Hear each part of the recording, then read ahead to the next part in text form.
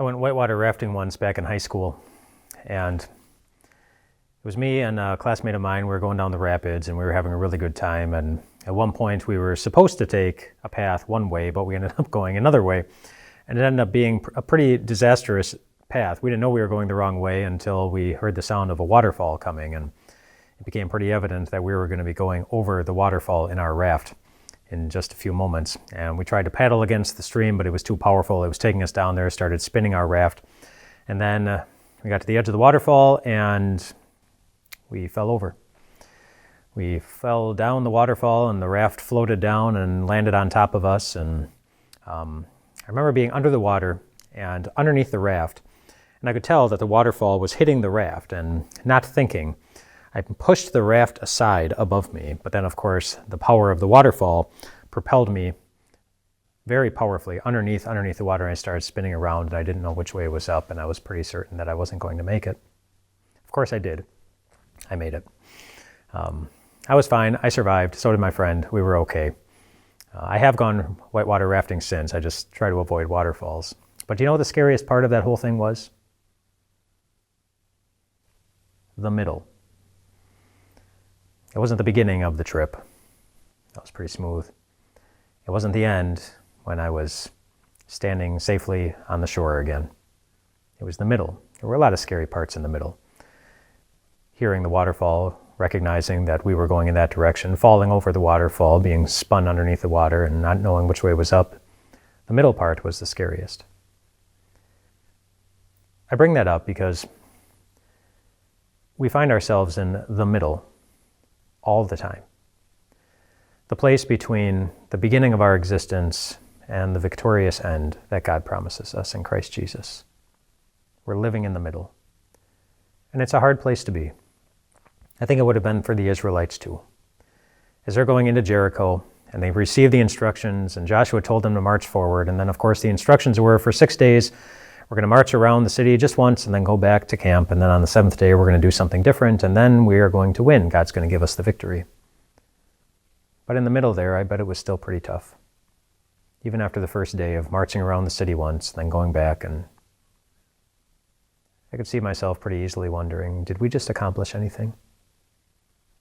Is this really the way that we're supposed to take this enormous city and this strong army with a very intelligent king?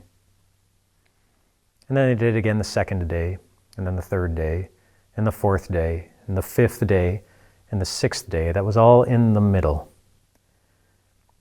Really ripe opportunity for doubt to creep in, and fear. And maybe even some temptations to wander away and from God's instructions and try something different. But of course, for those who didn't, they received the victory in the end. Just like you will. But for now, we're in the middle. We're in the middle. And so don't beat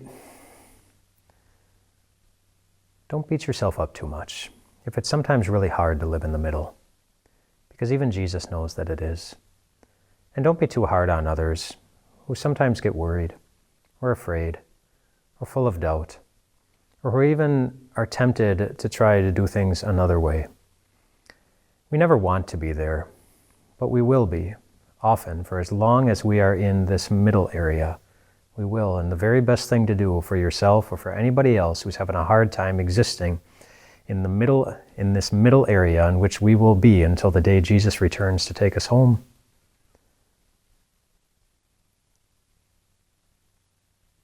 is to point ourselves to the Jesus who is coming to take us home.